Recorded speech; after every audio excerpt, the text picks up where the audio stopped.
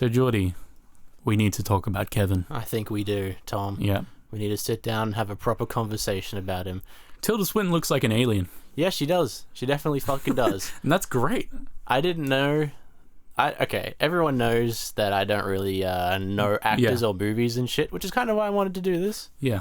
And so when he said, wow, Tilda Swinton looks like an alien, I didn't know what that meant originally while we were watching. What do you mean? Well, because you were just like, wow, Tilda Swinton looks like an alien. I'm like, I know who that is. Yes. She has some strange geometry. She really does. She was rendered very strangely. It's good though. Like, she's very distinct in every role she is. So, yeah, we need to talk about Kevin. It's a movie about a school fucking shooting. Yep, with a fucking bow and arrow. When did the Columbine shooting happen? I want to say 2008, maybe? I think you're right there. Columbine shooting. I'm just going to Google this. Because this movie came out in 2011, didn't it? 1999. Whoa, we were a bit off there. Yeah, there was something that happened in Yeah, this movie came out in 2011. Yeah. So, I mean, it's not like... Northern Illinois University shooting. Because I was thinking, something happened in 2008. This movie came out 3 years after 2008. And movies usually take 3 to 5 years to make. Yeah, what So this the fuck? movie is... Well, of course, this movie is about school shootings. Yeah. Like, that's actually... Well, it's not directly about that. Yeah, what is this? We've seen this movie, but have we seen this movie? I don't think so. I think we've seen a discrete interpretation of events, like, summarized by our brain, but I don't think we saw what the movie maker wanted us to see. I feel like this was an art project for the director, which is who? We should probably say that, shouldn't we? I think it's more of a passion project. I think it's... Yeah, that's a better word for it. This director is Directed by Lynn Ramsey is the director. Yeah, like, this guy... and is it a she? Sounds like a she. She also wrote it. Oh, yeah. So she wrote it and directed it. What else has she done? Oh, lots of, like, horror shit and... like thriller stuff by the looks of it. Yeah, So like all passion projects by the looks of it. Like, this movie is like, if you watch this, art house kind of stuff, you need to be in a somewhat interesting mood, an experimental mood to watch this movie. This movie is more of a conventional movie than I think her other projects would be. Like, her other projects look like kind of art house college movies, like student films, whereas this movie has it's a production A-list, A-list celebrities. Yeah, for sure. Can we talk about how fucking perfect the casting is in this movie? Yeah, it's very, like, every single character stands out distinctively in their own way. Tilda Swinton especially, she comes across like a different person, because she is a different person in this movie. Like, John C. Reilly, at first, I was like, wow, that's a weird decision, but the more and more I thought about it, like, he's very much the ignorant kind of... somewhat understanding father. Like, he doesn't realize what is on his hands. He is still somewhat playing John C. Reilly, just a little bit more serious. Because John C. Reilly, that's who he plays, right? Yeah, he plays like a fucking silly guy usually, right? Yeah. Like, almost exclusively, except for this, have I seen him play something silly. Yeah. He has a few other things, but like... But do you know what I mean about this John C. Reilly thing? Like, he's very much the complete opposite to Tilda Swinton's character. He is. And like, throughout the movie, we'll get into it in a bit, but like, he sort of acts as more of a problem bearing part, because he's an enabler. I think. He's an enabler. That's a good word for it, because he doesn't see any of the bad things that Kevin does, because Kevin makes sure he doesn't see it. Yeah. So he's actually just being normal in his idea, his world. Yeah. But he's still being silly and all that sort of, like, not as much, of course. Like, he's just being a dad. He's being a good dad. And anyway, we'll get into that later, but it'll make more sense. With the casting as well, there were 3 different actors playing Kevin. Like, maybe 4 even. Like, there was Barbara Kevin, there was toddler, teenage maybe, and then young-ish. Young adult Kevin. So, and then the Kevin who's mainly throughout the movie. They all, now that they're like 10 years older, they look fucking identical. Like, I don't know how they fucking managed to get 4 actors or 3 or 4 actors that look fucking identical. Like, how did they do that? I have no fucking idea. It's funny. When I was a kid, I used to think, it must take people so long to make these types of movies. They have to film them as a kid and then wait 10, 15 years for them to grow up again. Geordie, with a non-linear progression of time, understanding of time, that's a fucking breeze, dude. Yeah, exactly. Just don't think about it like that. Yeah. it's just time. Yeah. It's just time. So, yeah, so I think that the real question about this movie is, was Kevin born like that, or is he a victim of circumstance? Do you think if he had different parents, aside from the genetic fucking shit, yeah, if Tilda Swinton and John C. Reilly didn't raise him, would he have turned out like this? That's the real question I think the movie is asking. Chances are it would have been a little bit different. I don't think a change of parents will change a person's need for this much anarchy. Let's use the word anarchy. Yeah. Like, he is, throughout the whole movie, never once is he doing a nice thing, unless it's to fuck with Tilda. Like, there's one point where he is nice to Tilda Swinton, which is his mum in the movie, and but that's just for a day, so that he can fuck with her. Yeah, and then go back Tilda to Swinton being... plays Evangelion. Yeah. So I don't think the movie has an answer. I think the movie... Well, Kevin is a psychopath. Yes. He just is. Yeah. Like, he's demonstrated from a young age... Sociopath as well. Like, just chronic. Like, just... His brain operates in a way where it's... Everything is a need to an out... Well, do you know what I... Like... So his brain operates in a way where he will use any resources available to achieve his goals. Yes. And he has no morality. And he also doesn't have any embarrassment for it either. Like, he fucking jacks off in front of his mum, being like, ugh. That was a fucking horrifying scene. He looked his mum in the eye while he was... He sped up. I think he fucking sped up. He probably did. But, like, his entire life is some great acting on a basis of destruction of other people's. Not even destruction, just getting what he wants. And he wants to torture Tilda Swinton. Yeah. Because at one point he flips. At one point when, what the fuck is Celia, the little kid, right? Yeah. She's born, and then Kevin, as a brother would, like in normal life, being like, you know, they're kind of jealous of the little kids getting more attention. The little daughter, whatever's getting attention. So he flips for a moment. Yeah. For like a scene or two where he's suddenly sucking up to Ava and then being mean to John C. Reilly or Franklin. Yeah, so, just trying to, like, get back into the spotlight again. Yeah, exactly. So I think conclusively in this story, he is a sociopath. Well, yes, definitely. Everything he does is just an end to a mean. Ends to a mean, whatever. Means to an end, yeah. Means, fuck yeah. Everyone knew what you meant. Yeah, he's doing... Everything he does is just to achieve something. Yeah, I think you're exactly right. He doesn't act like a kid, yeah. I think you're exactly right. The, it escalates as well. Yeah. Like, that's I guess what the movie is projecting, is that, like, from when he was born, he would do things like shit his pants, his mum would change him, and then he would shit his pants again, like, directly after, to shooting up an entire school with a bow and arrow, which is just fucking brutal as hell, by the way. Is it classified as shooting when you're... Oh, I guess it is, yeah, with the bow and arrow. A school arching.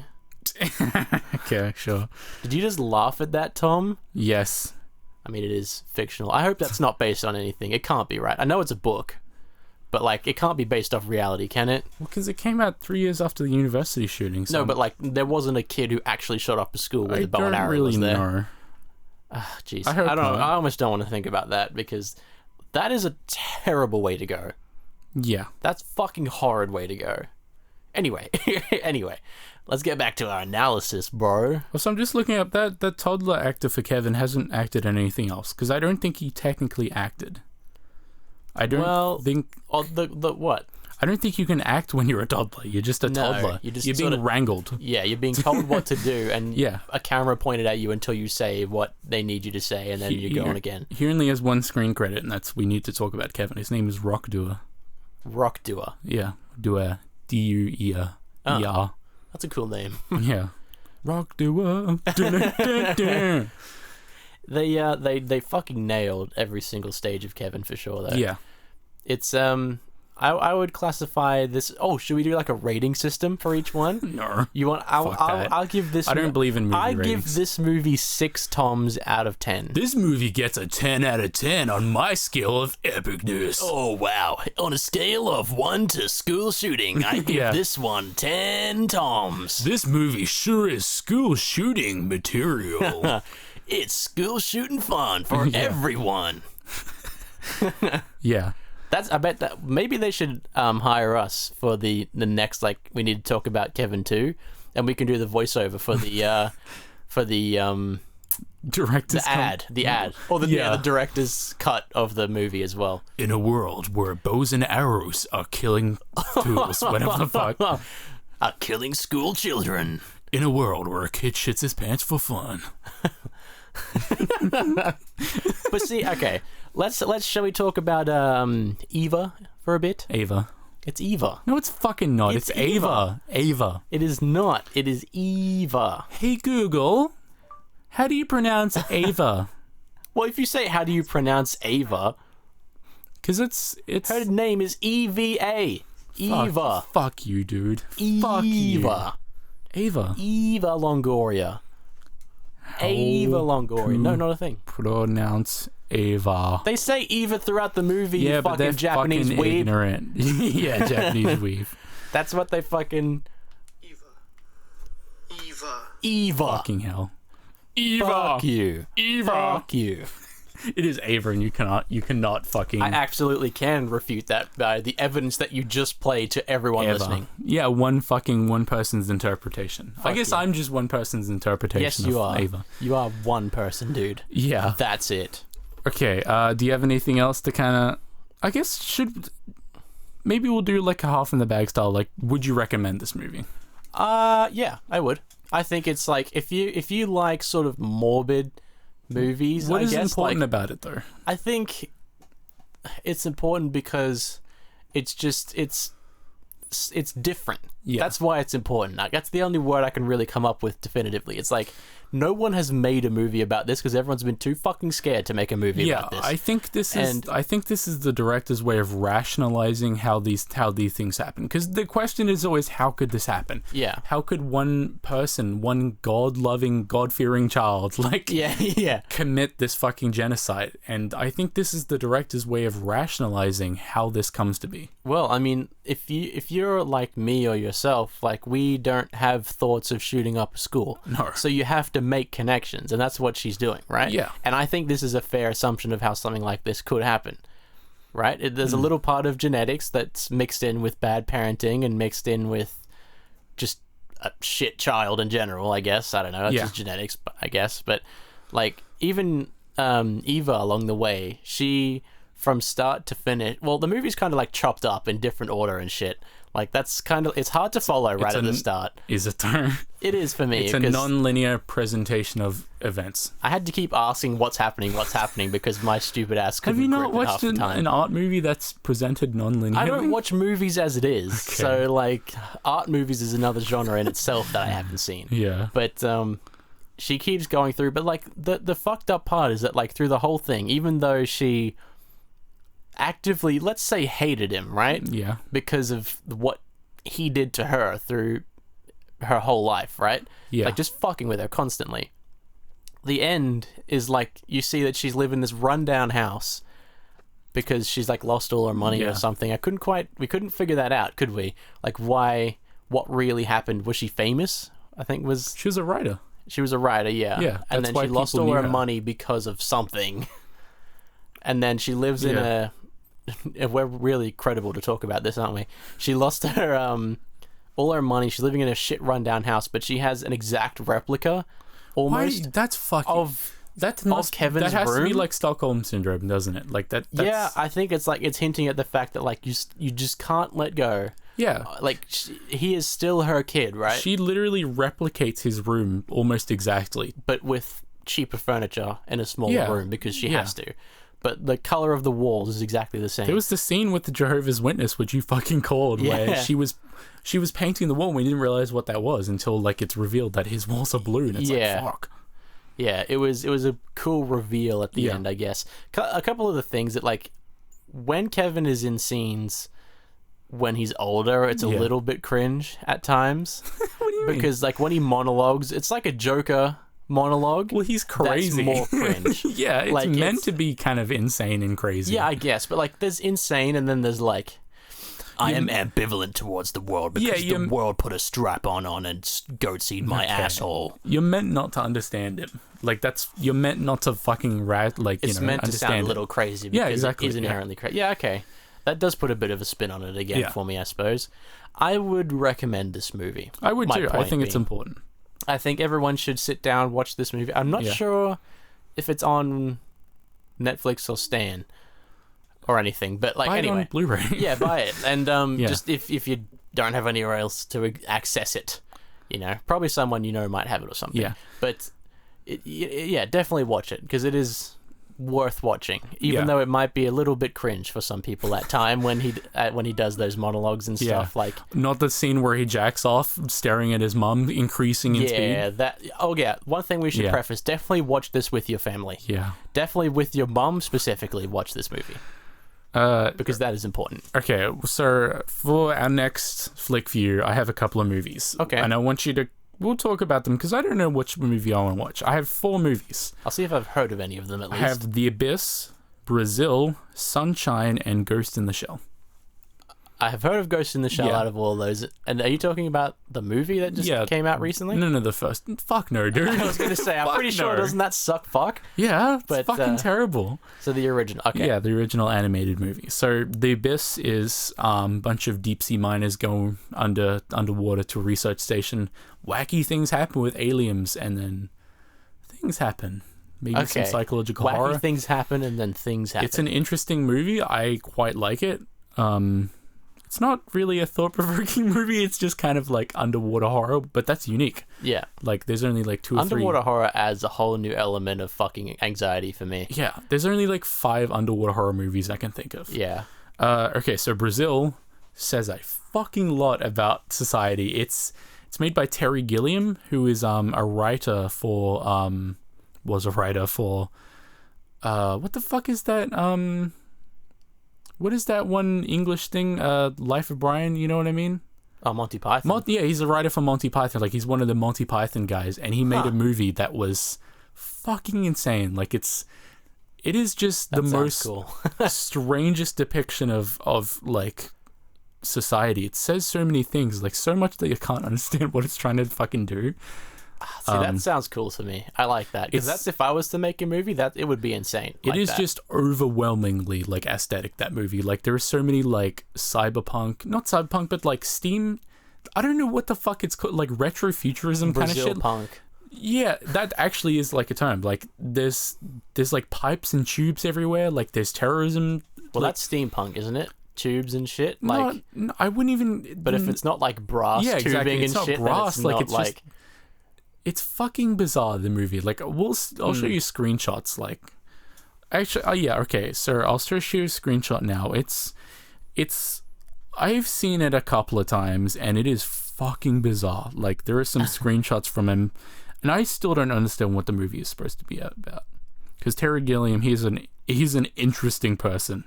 So, here is. He certainly sounds it. That's a screenshot from it. Oh, that's warped face. Fucking weird. This is the poster, dude with wings in front of filing cabinets. What the fuck? It's about working. That's a good screenshot. What the fuck? Yeah, it is all fucking over the place. That sounds interesting. I'm interested in this one. Yeah, but it's a hard watch. I'm also interested in seeing Ghost in the Shell, so... It is a really fucking hard... This is my favorite we'll get to all It's a fucking hard watch. Yeah, this is the kind of... the technology I'm talking about. Yeah, CRT futurism, maybe. Yeah, okay, this is what I was talking about the tubes and stuff. Okay, yeah. Basically, it's a depiction on, like, technology kind of overwhelming society at the time, because they were just beginning the information age when this movie was made, like 1970, what the fuck. 1985, actually, sorry, shit. Wow. That was around the time that Blade Runner came out. I was going to ask you Have you seen Blade Runner? No, I haven't. There's another one. Okay, I'll put that in there. Blade Runner is My fucking girlfriend important. had a list of movies that I need to watch. Blade Runner is fucking great. Yeah, there's so many movies which are fucking great, which I haven't seen. So Sunshine. Sunshine is a modernish movie. It's about the Earth. I mean, the sun is going to be extinct. You know how there's the whole heat death of the universe. So the sun is losing power, and like that means the world is colder. It's a bit darker and all that. So a crew gets sent out to fire a fucking explosive at the moon to jumpstart its reaction. Jesus. And it's basically space horror, but the aesthetic. There's another thing to give me some anxiety. Yeah. Anywhere where you can't breathe makes me anxious. Pretty much. But there's like a psychological horror element, maybe like existential horror thing. Like that sounds cool too. It is really fun. Okay. Yeah. Here's what I'll say. Right, when I do watch movies, all I really watch is horror movies. Yeah. Because that's all I'm really interested in, I guess. Because it's like, I say people have a chance to be interesting, but they often don't be. Yeah. Like, I fucking hate jump scares because not because they're just loud and they scare me, but because there is so many better ways to scare people. Oh than yeah, that. it's just cheap. It's cheap. It's cheap. Exactly. That's the word I would use. I don't think any of these movies have jump scares, which is cool. Like, they're good horror movies. Well, I'm happy to watch any of them. Yeah. Even if they do, if it has a good enough concept towards it. Anyway. So A Ghost in the Shell, it's about whether technology can be truly human, I guess. It's kind of, there is a message, but it's essentially about someone called the Puppet Master kind of killing people, and it's not known whether the Puppet Master is a human or a robot or an AI or whatever. And it's kind of like a detective kind of show thing. And it's animated, but it's fucking beautiful and has like great cyberpunk aesthetic. Is it also a series as well? Yeah, standalone complex, and there's a new anime coming in. Actually, there's a bunch of animes. Huh. I have them on DVD, and I've been watching them. And then Blade Runner. Blade Runner. Do you kind of know what Blade Runner is about? Not really. Blade Runner is about a future in which there are replicants, which are essentially synthetic humans, but they have a lifespan of like 3 or 5 years. And a Blade Runner is someone who goes out and kills like escaped replicants, since they live in off-world colonies and all that, like fucking helping out and all that. So the moral of that is whether it's more about a replicant discovering what it is like to be human, and us what the fuck is the word? Synthesizing synthetically. Sympathizing okay. with the replicant and understanding why he feels human, I guess. That sounds Harrison, cool too. Yeah.